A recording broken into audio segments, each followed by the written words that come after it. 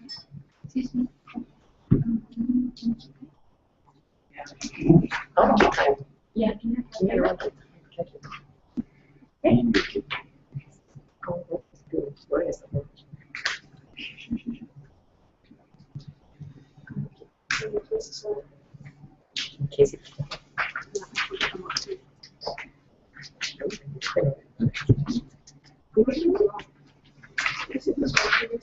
Hi everyone, welcome to round 3 of SUNDO. Our motion in this house will abolish labor laws in time of recession. Inside the government, we have 9 national friends.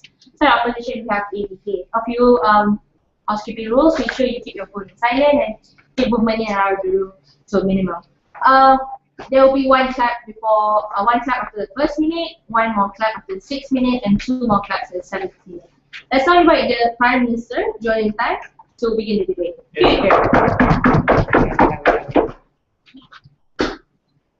Desperate times call for desperate measures. Labor laws are all good in principle, but in times of economic recession, we think an individual's freedom of choice is restricted because he or she now cannot get any employment because of a blanket law that is implemented in the wrong place and the wrong time. On Tech Government today, we stand for increased employment and we stand for increased empowerment of these individuals. So our policy is quite simple. We would simply abolish all laws that restrict the individual's ability to be employed. This includes, but it's not limited, to laws like the minimum wage laws, unionization laws, compulsory health insurance coverage provided by employers, and so on. We think the specifics then can be decided by individual governments, right? It probably be a sliding scale depending on how serious the recession is. Then perhaps more of these laws can then be abolished. So, as Prime Minister today, I'm then going to forward 2 main arguments. First of all, how this helps the people within the economy, and second, how this also helps the economy. So first argument, right?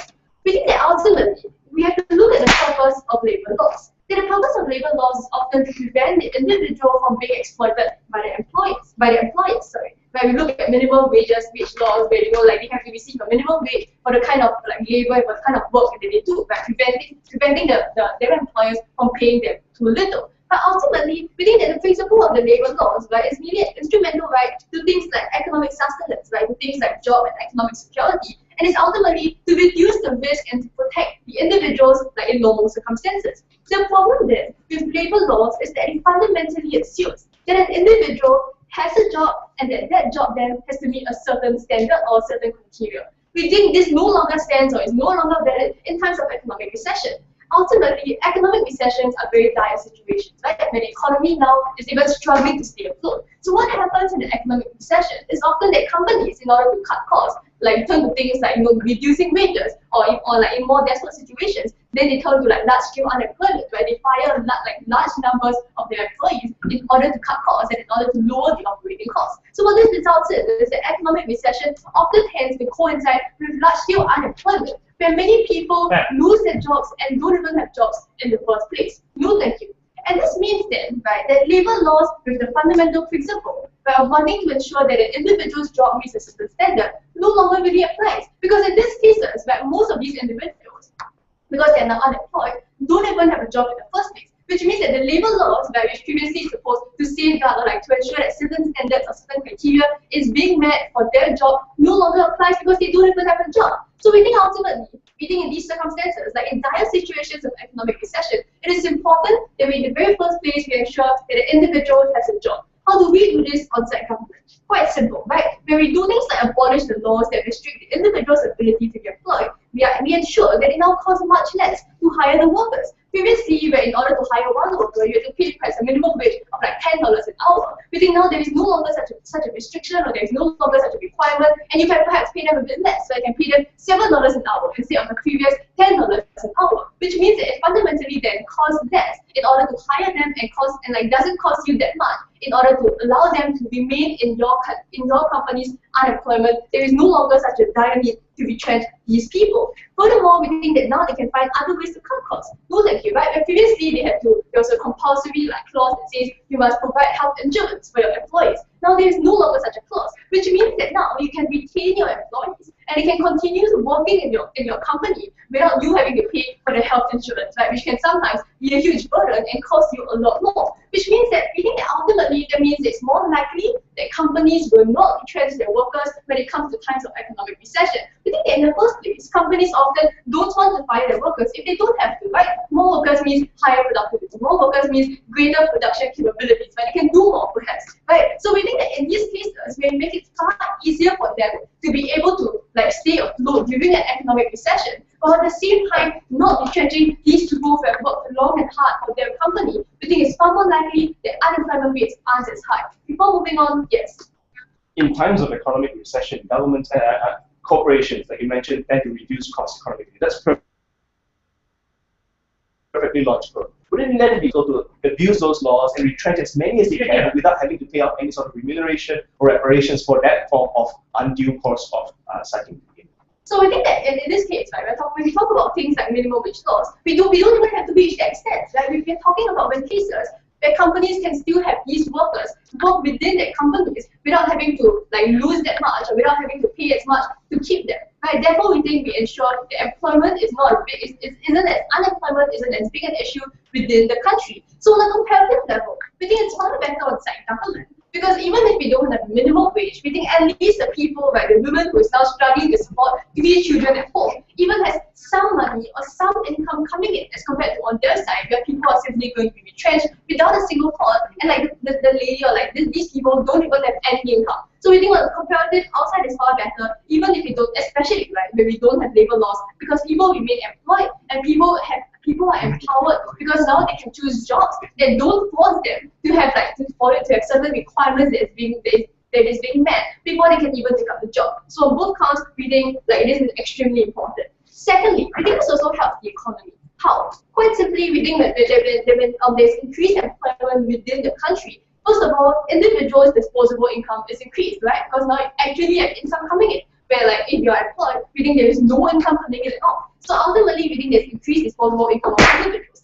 Furthermore, this also increases consumer confidence because now when they have a job, when they have a certain level of job security, they're more likely to go out and buy things, right? And all these ultimately culminate in the effect of meaning there is an increase in the amount of money that's accumulating or that's circulating within the economy. And the multiplier effect, we think ultimately all these can go a long way towards helping the economy recover and helping the economy get better in the long term.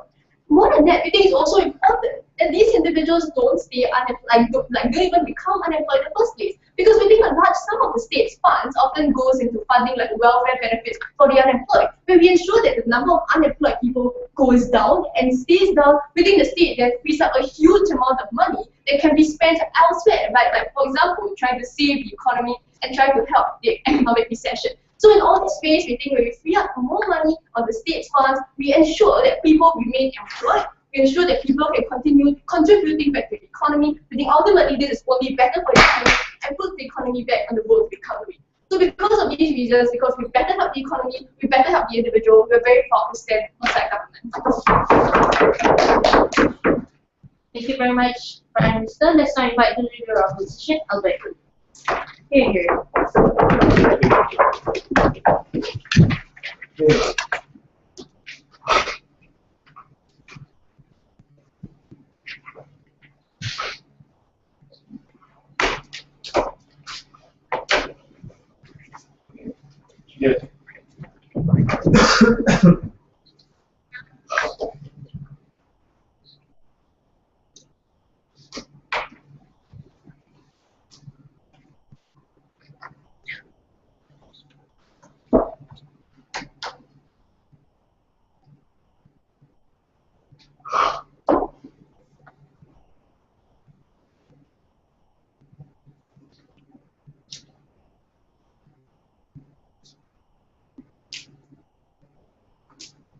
Madam Chair, workers fought long and hard for the institution of rights that protects workers. We think that it's an irresponsible government, Madam Chair, to, in one fell swoop, remove these laws and subject individuals to the tyranny of corporations, Madam Chair.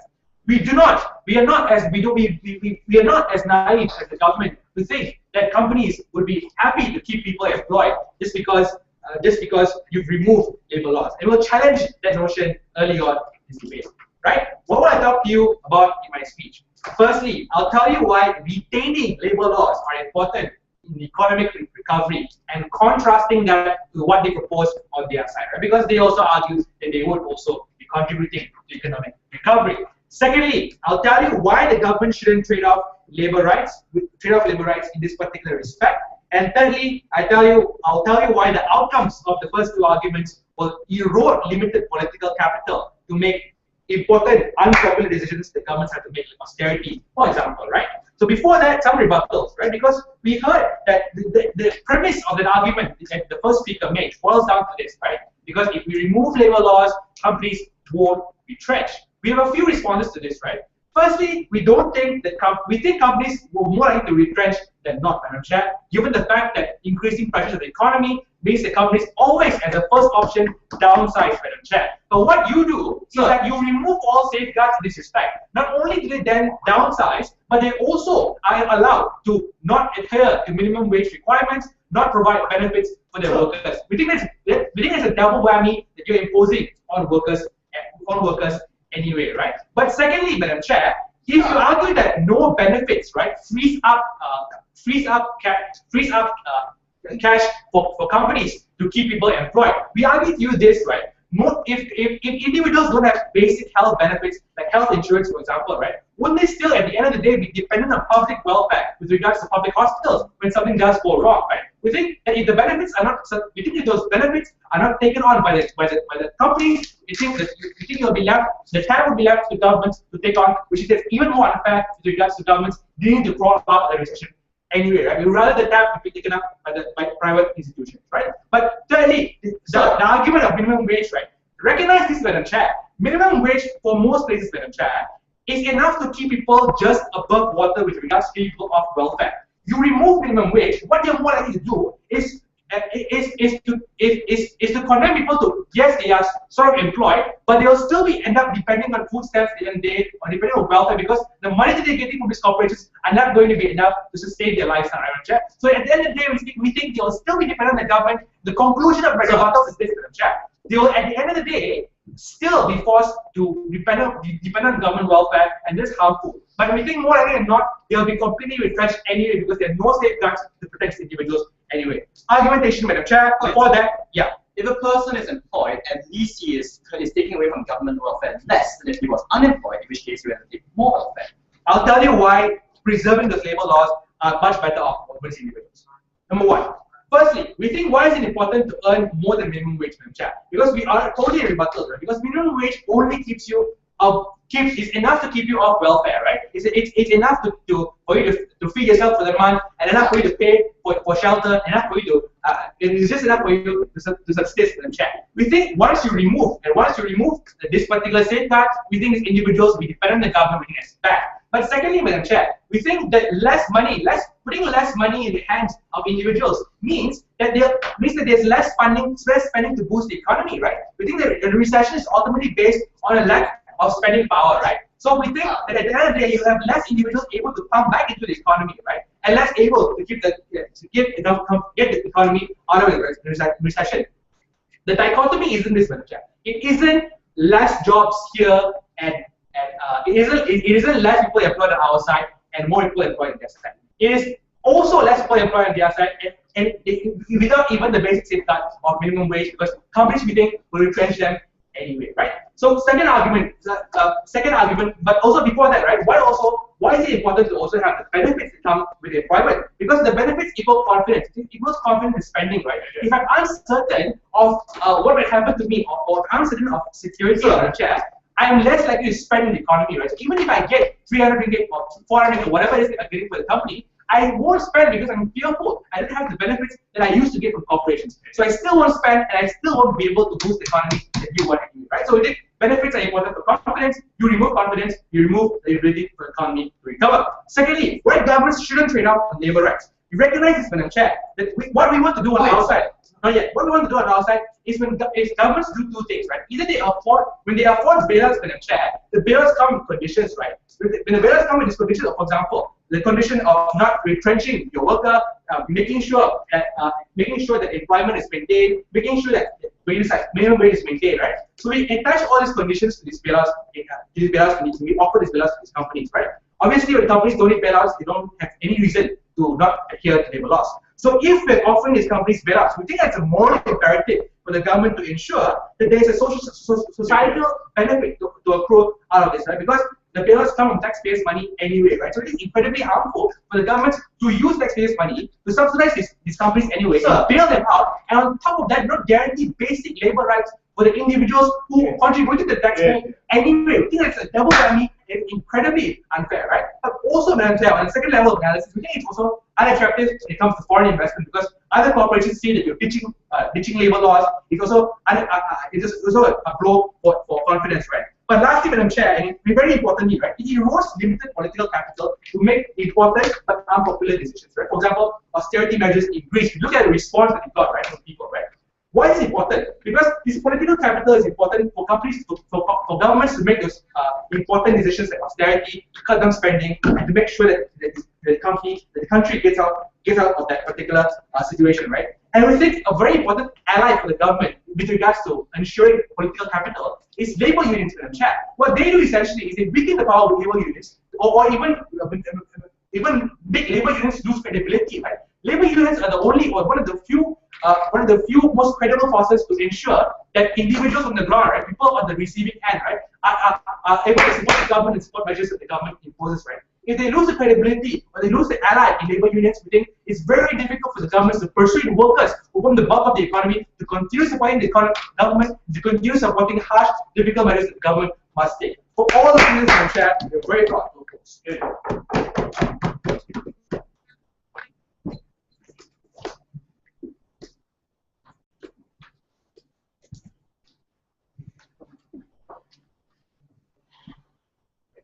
Thank you very much. Let's now invite the Deputy Prime Minister to continue the debate. Here. Good.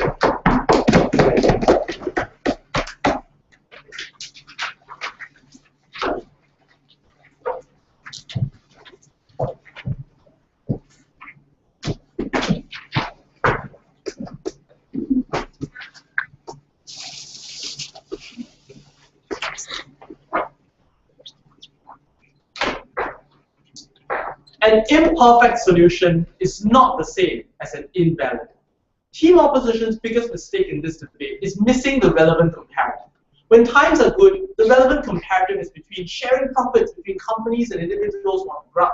But in times of recession, the comparative changes. Neither side gets the perfect scenario at once. Team proposition has been more reasonable and more realistic in arguing for what will end up happening to workers. And it is for this reason that we should take this debate. So it is unrealistic to say that the minimum wage is imperfect. It's imperfect, and maybe getting rid of it would make things, like less ideal than usual. But it's still better than a worker who earns absolutely nothing because he's seated on a couch.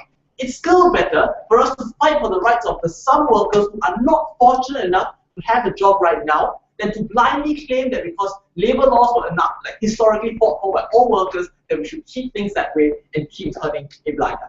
I have a few areas of rebuttal. First, I'm going to talk about employment, which side increases it, and second of all, I'm going to talk about which side that enhances the economic quality of the country as a whole. Finally, I'm going to bring you an argument on the black market, which I promise you will be a bit more unique than the usual black market argument.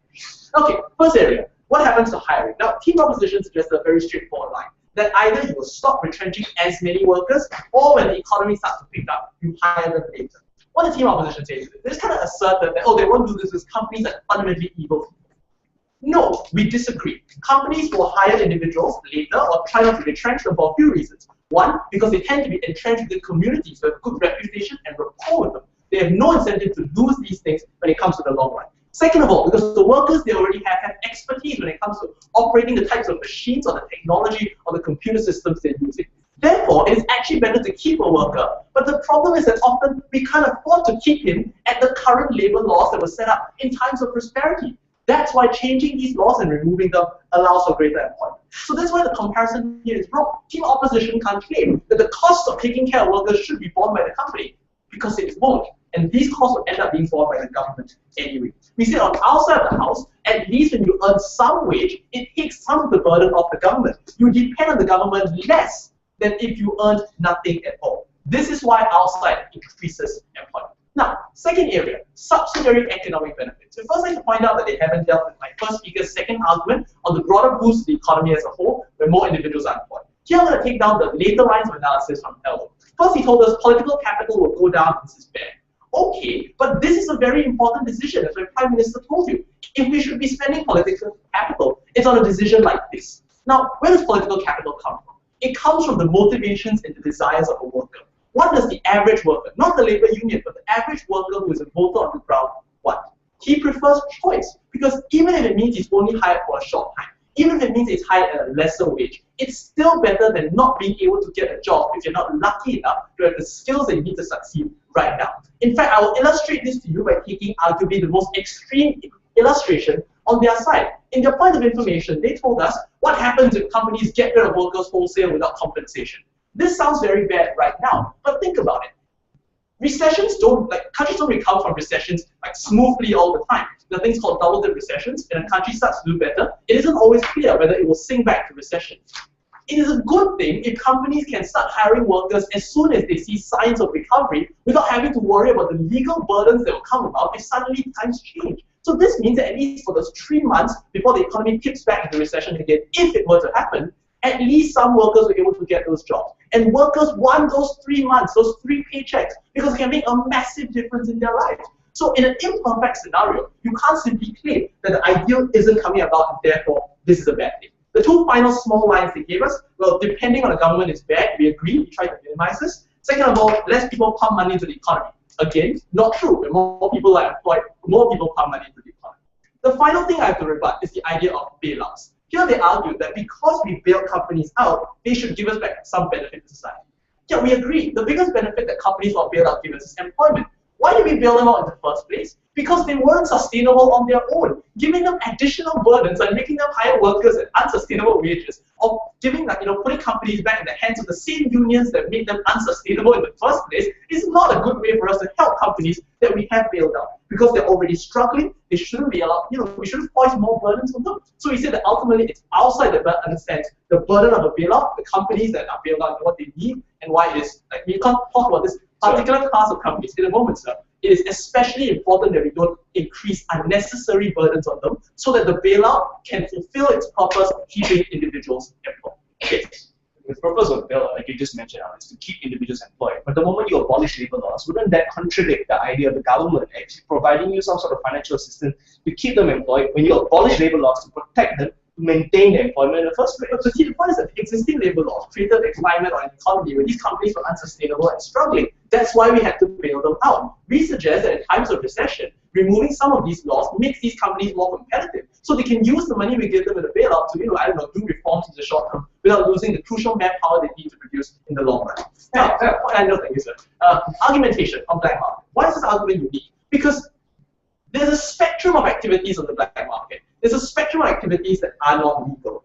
We see that on this spectrum, some are more inherently dangerous than others. So for instance, working under a minimum wage is technically illegal, but it's not quite as dangerous as, say, getting that same wage through prostitution or smuggling drugs across the border. We say people always want the safest jobs, and they would get so if it weren't illegal. The problem with the status quo is that because it's illegal, they are forced to turn to worse jobs than the ones which are technically illegal right now, but could really be reversed with team government's policy. Things like, smuggling drugs across the border. Things like getting involved with organized crime and casinos. This is why in Argentina, because of the rates of inflation that are going through the roof right now, because the fact that the peso, the value of the peso in Argentina is skyrocketing beyond the government's official rate, individuals have been forced by sheer economic necessity and inflexible labor laws to turn to organized crime groups, who become very attractive when they say, the government has clearly neglected you. I can provide you this, I can provide you food, I can provide you with a job. All you have to do is work in this capacity for me. So the problem is that on either side of the house, these things will be illegal, so individuals choose the one that makes the most sense. And the problem is that this endangers them far more than being exploited by a company that still has to work within laws of the country or international labor laws. So there's a spectrum of things which are dangerous to workers. We say on our side, by legalizing things in the middle, because it's unnecessary, we prevent individuals from being forced all the way to the sharpest ends of the extreme. We believe on team proposition that times of recession are really, really messy, and the solution isn't always perfect, but the solution does lie in team government. Thank you very much. Let's now invite the Deputy Leader of Opposition to begin the debate. Here.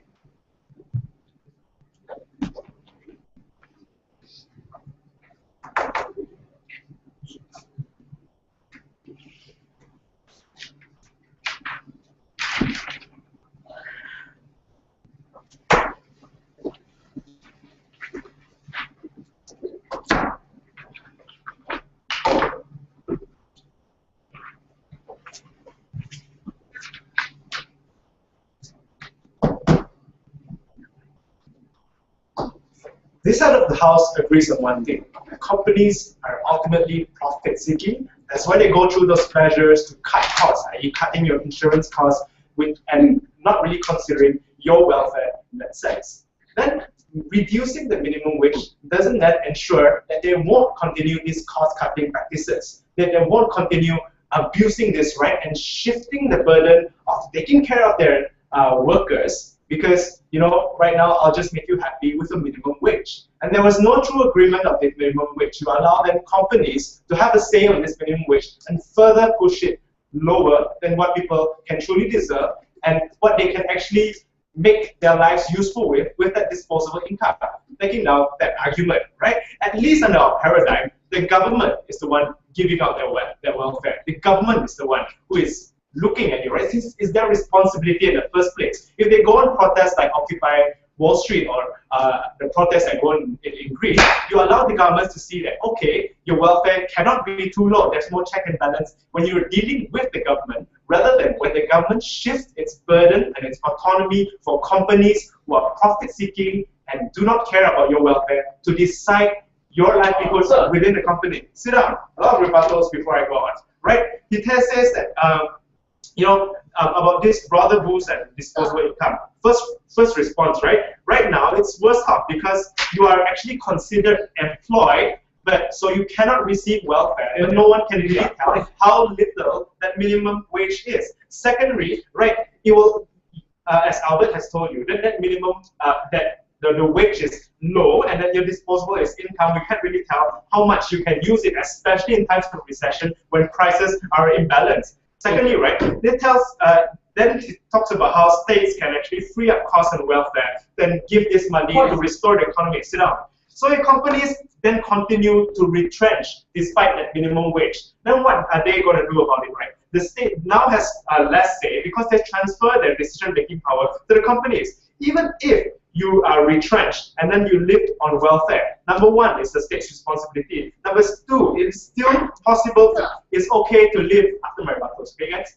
It's still possible to live better under government welfare than some iffy, arbitrary condition that companies may impose on you. Extra working hours because we need to restore profits, or, you know, let's lower the minimum wage more because we need to restore the company's livelihood so we can keep you employed. Companies can come up with a myriad of excuses, destroying any say and any rights of the workers, right? So workers then have a reduced amount of choices, right? Which is against what they were talking about, right? Then they tell you about how re-employment will happen, right? We don't think this is, even if re-employment will happen, right? I'll be talking to you in my points about how post-recession corporate practices become worse, right? Even if you're re-employed, you live under worse conditions. If you depend on government, you live under better conditions, right? So if what does the worker want? It tells you choice, right? We tell you, we're going to assert to you later my points about abuse and how you eventually have less of a choice, right? Minimum wage it is ultimately decided by the company, who now becomes a monopoly of decision-making power over your welfare instead of the government. Ballots become more effective under our paradigm because right now they're forced to deal, they're forced to focus on the real problem for them making that mistake instead of, you know, just shifting the burden on minimum wage. They have no excuse now but to save the company through proper restructuring, etc., etc. Yeah. Could we just confirm that your side believes individuals who are currently unemployed should remain on state welfare for the duration of the recession? Yes. All right, go on. So the government on this side, the problem with them is that they assume that companies who are profit-seeking will actually treat their employers well. So if you are unemployed, fine, it's better for you to live under that government welfare than the minimum wage of excessive working hours and unknown working conditions, right? It tells you that about these double-dip recessions, that eventually they might get back, right? Albert told you briefly about investor confidence, that sometimes, you know, Ma'am Chair, it's important for you to show that I can deal with my own problems, I can retain the labor laws that are existing to show that I treat my workers well. That is the type of company that MNCs want to invest in. These MNCs will buy your shares and your dividends only if you show a better treatment of workers. He then tells you about this unique way of black markets. He says that, but the problem is it was universal facts. Of course, people turn to bad measures under bad conditions. If you still have welfare withheld you, it's okay. You won't be dissuaded to turn to those measures. But if your minimum wage is that low, you will still turn to your black markets in the first place. Two arguments. Number one, first, right, why, especially under these conditions, the rights of these laborers should be protected, right? They're the ones, especially those who are earning close to the minimum wage or at the minimum wage itself. You're reducing what they already have very little to work with. You're reducing it further, right? People who are richer don't get there. So you risk having strikes that then freeze up the activities of a company. Furthermore, right, we say that your productivity is then reduced because right now I'm forced to work in this place, right? My boss is being very anal about things, right? But then I still have to work excessive hours under a low income, 6. Right, and then I have less incentive to work well for my companies. And that this kind of makes the earning of my company arbitrary and reduces productivity and earnings ultimately. The workforce, finally, the workforce that you are getting may not be local. It may be, especially in lower workers, those near the minimum wage, they're not local. Like, you then create an international problem because these workers that you are now practicing on are not your people. The next, right? It creates a worse form of capitalism, an evil form of capitalism, because post-recession, right, when governments shift the burden to companies to decide on your livelihood, and companies shift the blame to that minimum wage, right, ultimately you compromise on the treatment and protection of your laborers. So post-recession, you allow companies to then continue to make excuses. Oh, times were as bad as they were during the recessions, so I need to retrench, so I need to maintain this minimum wage, even though I am doing better. But why would they do that? Because there's this assumption, right? This assertion that companies are profit-seeking ultimately, and they will continue this. They're not going to care, right? Ultimately, the priority of the state is to regulate these rights and not limit them.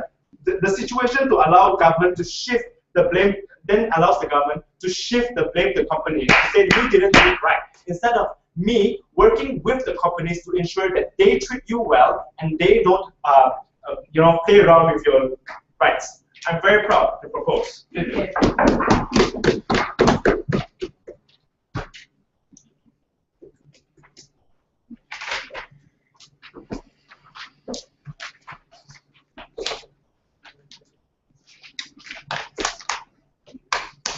Thank you very much. Just like what you did, government. Here. First and foremost, I want to point out there's been a massive case shift coming from opposition.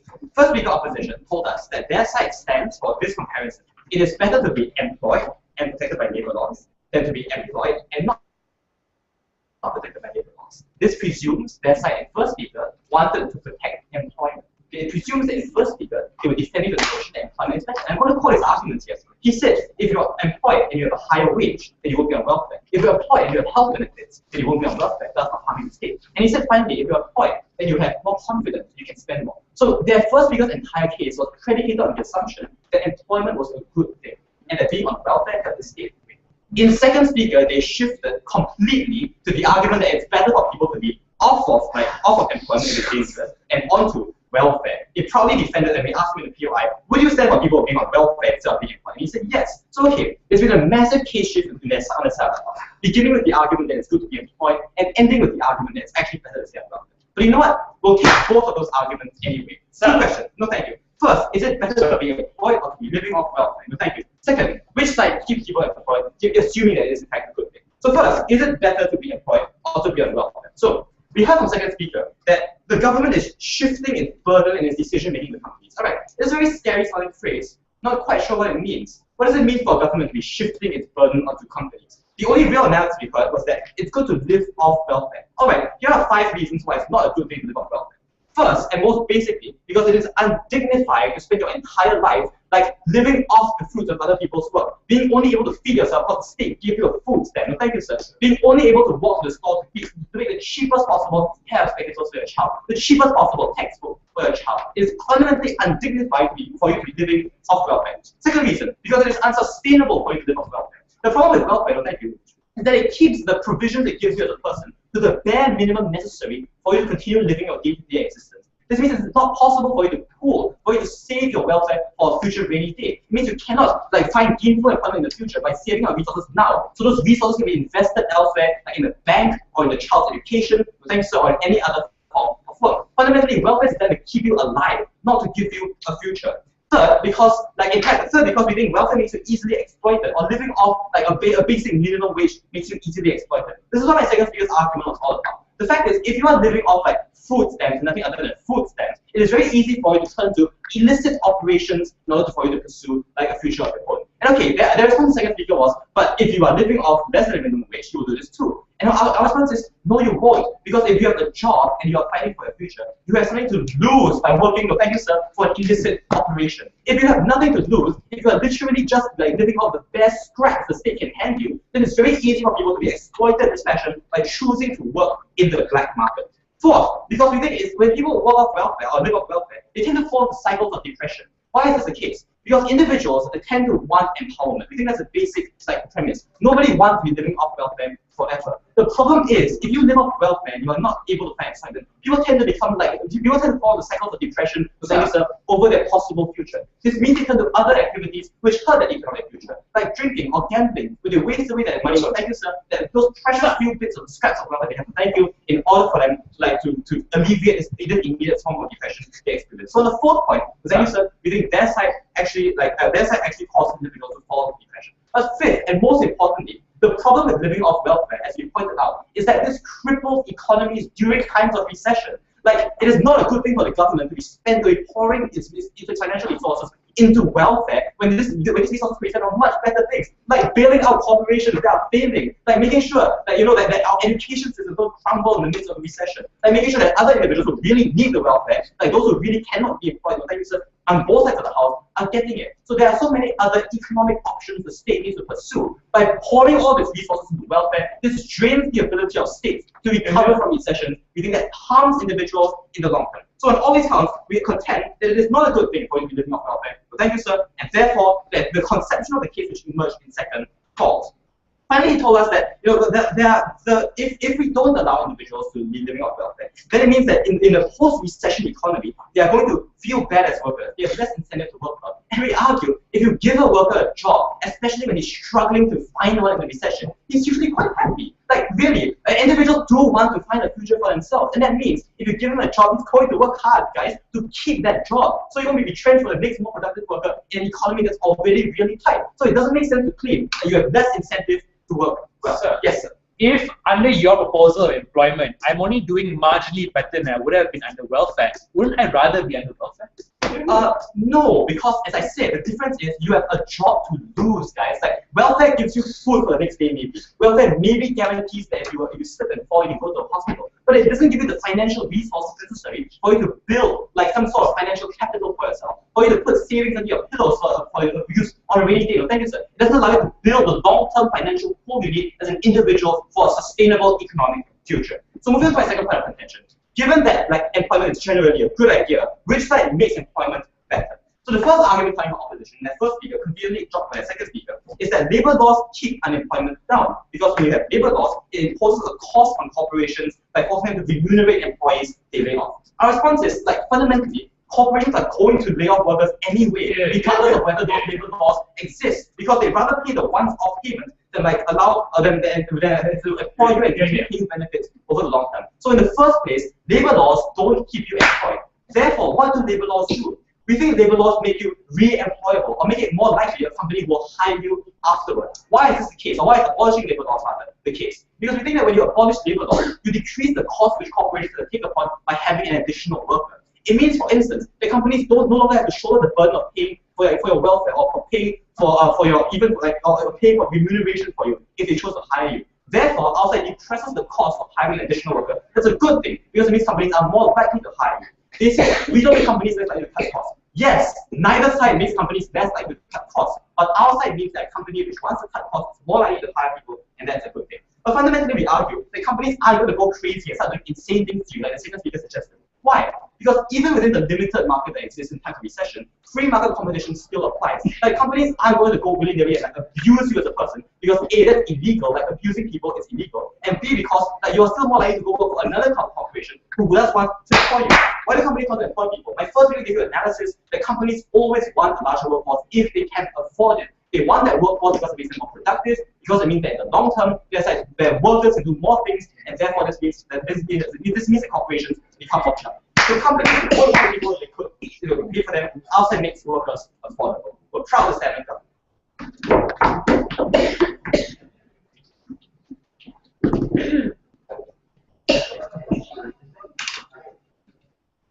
Thank you very much. Let's now invite the witness speaker inside opposition. Okay, please.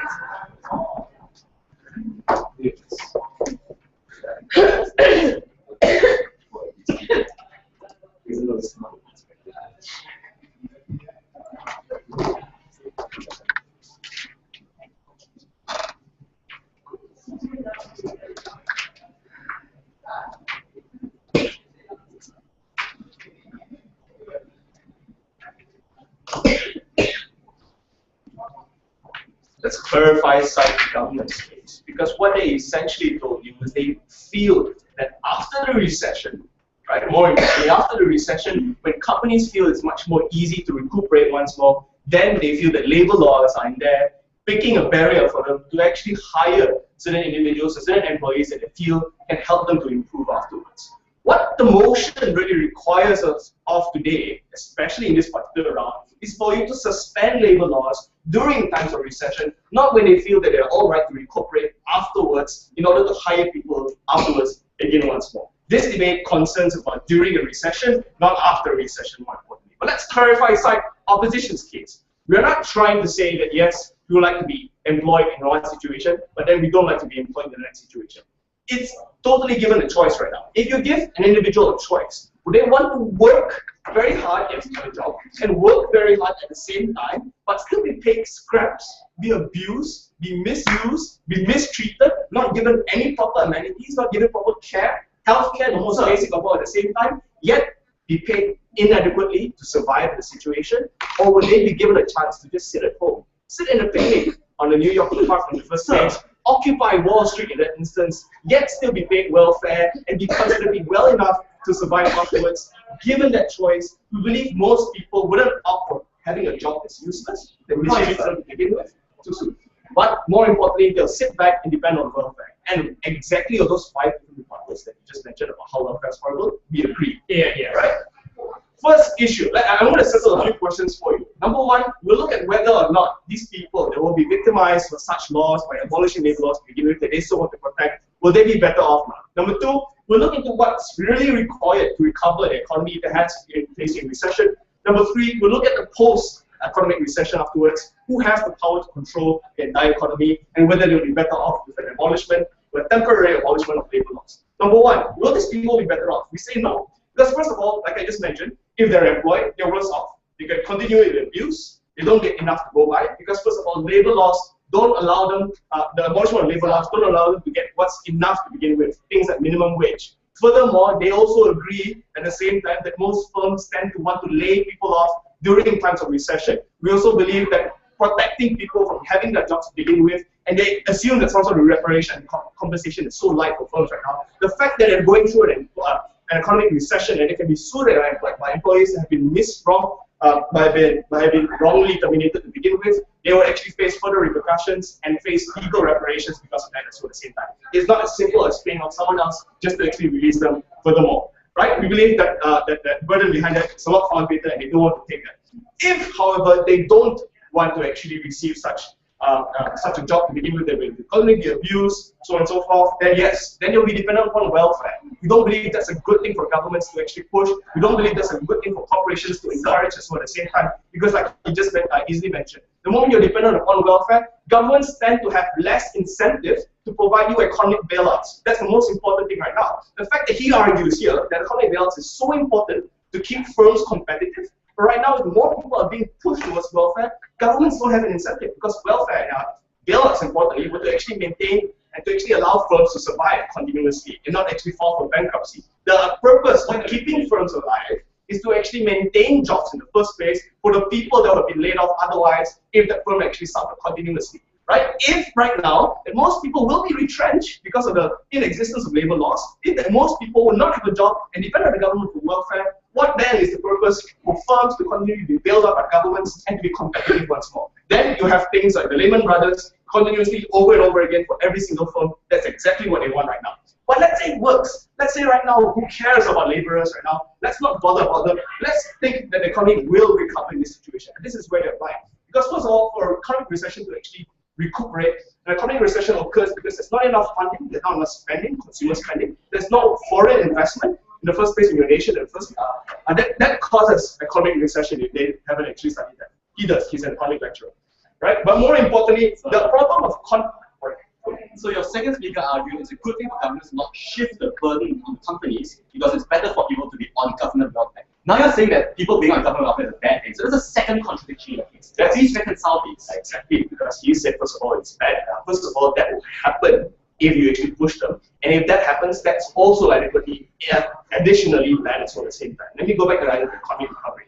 First of all, if there is no confidence, both internally and externally regarding an economic recession, then there's a failure. First of all, internally, we need to actually provide people adequate amount of money if they're being paid to begin with. That's the whole flaw regarding, that's the whole purpose of having minimum wage in the first place. People having enough to spend afterwards. If already in an economic situation, in an economic recession, people are already more discouraged to spend any single cent, and they're more encouraged to save whatever they can in terms of dire need at the same time. The economy won't recover internally at the same time. They lose domestic confidence in terms of the citizens, in terms of the people that have enough to spend at the same time. But what that's further is that first of all, now labor laws will actually be further violated and actually be abolished, and it will reduce the sort of confidence we have towards governments right now. The fact that Greece had to take serious measures at the same time and actually probably have more people on welfare, that instance, just to prove to the international community, just to prove to the EU that they're capable of protecting their own rights, they're capable of recuperating afterwards. That's the only time that the international community would then come in and save you and have much more greater foreign investment confidence. But let's look at the worst situation right now.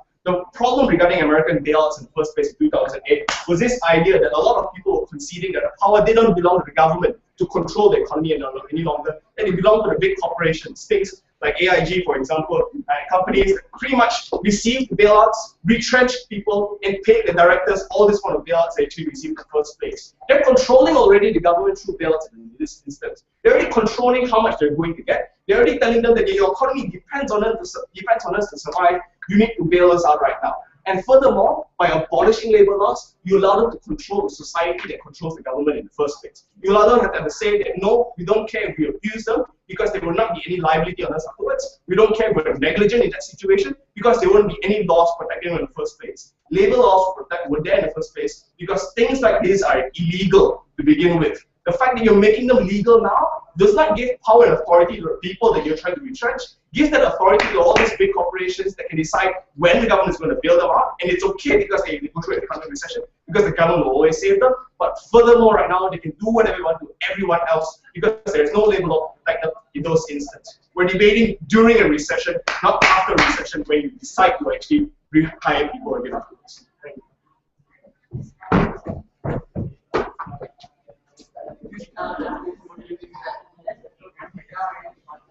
Thank you very much. Let's now invite the reply speaker for set of the opposition.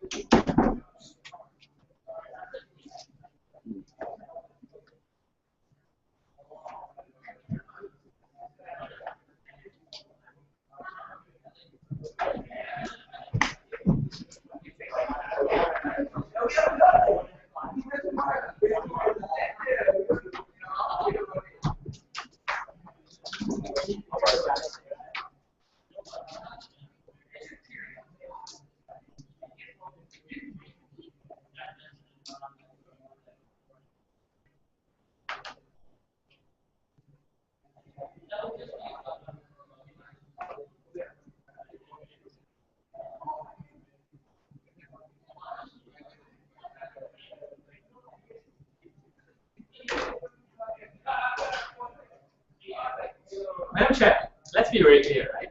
Both sides have very similar objectives in keeping people gainfully employed to the point they're not pushed to welfare. That was very clear, right? We told you that we want people to be employed, reasonably well employed, and not pushed into welfare. We told you that the kind of employment that these sides were offering would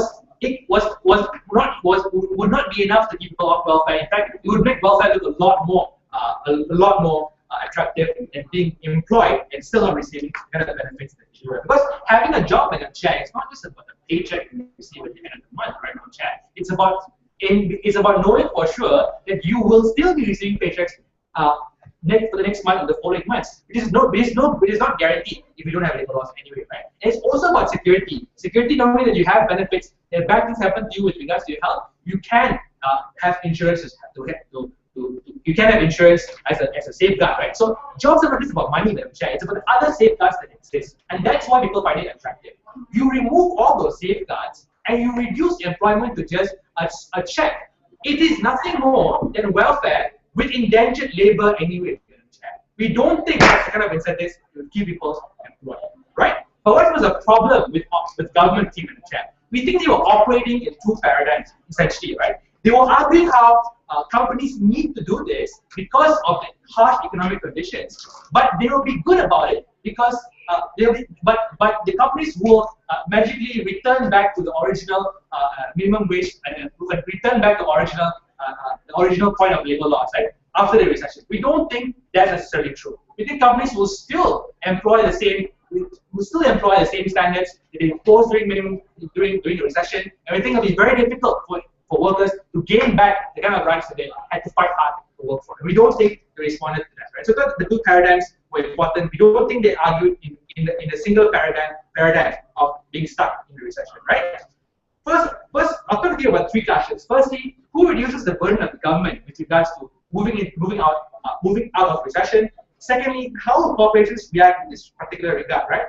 And thirdly, where does government's moral obligation lie, which we thought was not very much engaged by government. Firstly, with regards to reducing the burden of government, right, it's important to keep people gainfully employed, Madam Chair, because if people have to opt for welfare anyway, or if the welfare is more attractive, we think the benefits that you want to argue will not accrue anyway, right? But what on the flip side, what are the harms, Madam Chair? The harms are that now not only do people are more incentivized to go to welfare, but you also lose the political capital that you would have otherwise had if you didn't abolish labor laws, right? You lose the support of unions in allowing for your workers to be kept happy, right? You lose all those things, which will be far more important when you have to pass important laws with regards to austerity. So the government will always be a losing end, and we don't think welfare will help with regard, right? So we think there will still be a problem of not enough liquidity in the market. People will be spending money, people will be fearful, and people want to keep money. So we think the problems will still accrue anyway. How will corporations react, right? Because we think that corporations only want to comply with the minimum standards, right? That's the way profit-driven corporations want to operate, right? Because if you do remove the basic safeguards with regards to welfare, basic safeguards with regards to benefits and wage, we think what's more likely to happen is a free-for-all, right? A race to the bottom with regards to with regards to what the companies will offer to workers, right? So in the end, we think what will happen is you have less wages will drop to the bare minimum to the point. Even if it starts higher, it will drop to the bare minimum to the point that keeps people ungainfully employed. It will become indentured labor anyway. We think that's particularly harmful, right? But lastly, where does government obligation lie? Right? We think governments has a duty to act as a safeguard. It's the last bastion of protection of rights. We don't think the government should trade off its rights, especially when it has to use bailout and funds of taxpayer money to help companies to recover. I don't think that is fundamentally harmful in not only putting people in the worst state than they were originally, but not helping the economy anyway. We think that's incredibly harmful. We're very proud to propose. Right, thank you very much. Let's now invite a reply speaker from the government that's ending the debate for round 3.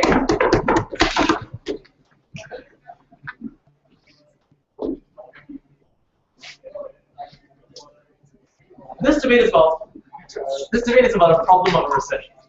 I'll first want to sum up this debate by examining Team Opposition's answer to the problem, and then I'll tell you why Team Proposition's solution creates a far better world. In Team Opposition's world, their solution, we have to ask a very simple question. What should a worker do? What do they believe if they were the government, a worker should be doing that's the right course of action. The first speaker said you should find a job, but a job that comes with the full range of benefits. We said maybe that can't happen. The second speaker said, no, you shouldn't find a job, you should stay on welfare because, and I quote, this is the government's responsibility to you. And then their third speaker, they finally said, well, he might go to welfare, but we still think this is bad. So at the end of the debate, the question we still have is, we were concerned about workers from the start. What do you want them to do exactly? Do you stand for them going to welfare? Do you stand for them trying to get a perfect job? And if both of these options don't succeed, what then? We say we're quite confused. We don't think they've given us an answer. And with all due respect, we don't think it's because we're not a lecturer in economics. We think it's because the answer simply hasn't been there. What about on team government side?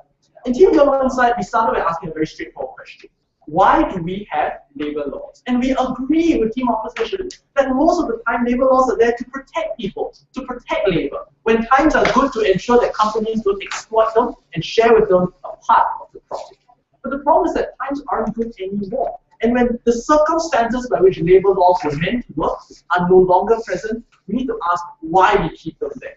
And to this question, we think team opposition had very few answers. So the final response they had, the rallying cry in the last two speakers, was to say people hate big corporations. And we think we've dealt with this already. Maybe big corporations are perceived to be extremely powerful. But this debate is not about that. This debate is about allowing these big corporations and SMEs and local community shops and local community factories in localities to maintain as many workers as they can. And that's the agenda that team opposition, regrettably, has never truly engaged with. So, at the end of this debate, things like political capital or things like perceptions of the people boil down to what truly matters to the worker.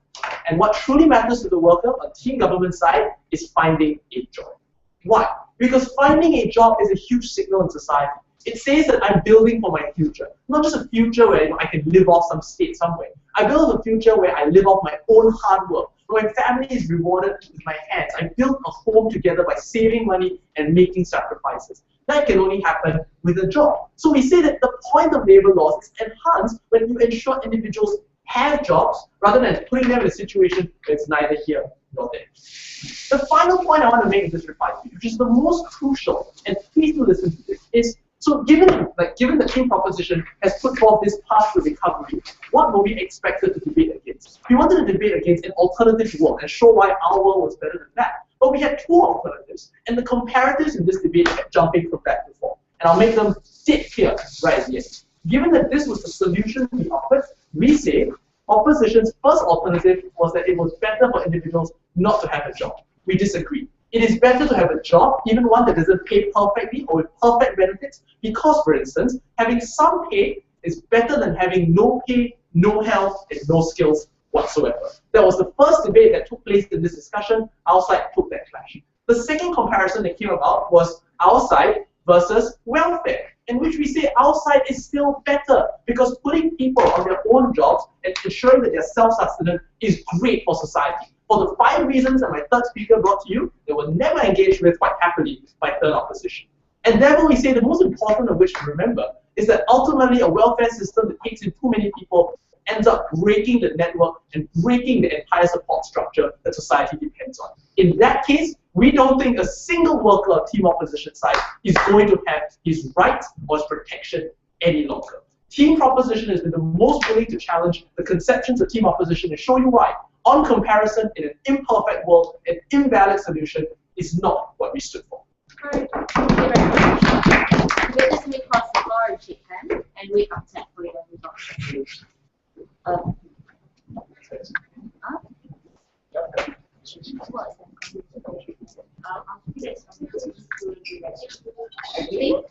Think of like the school.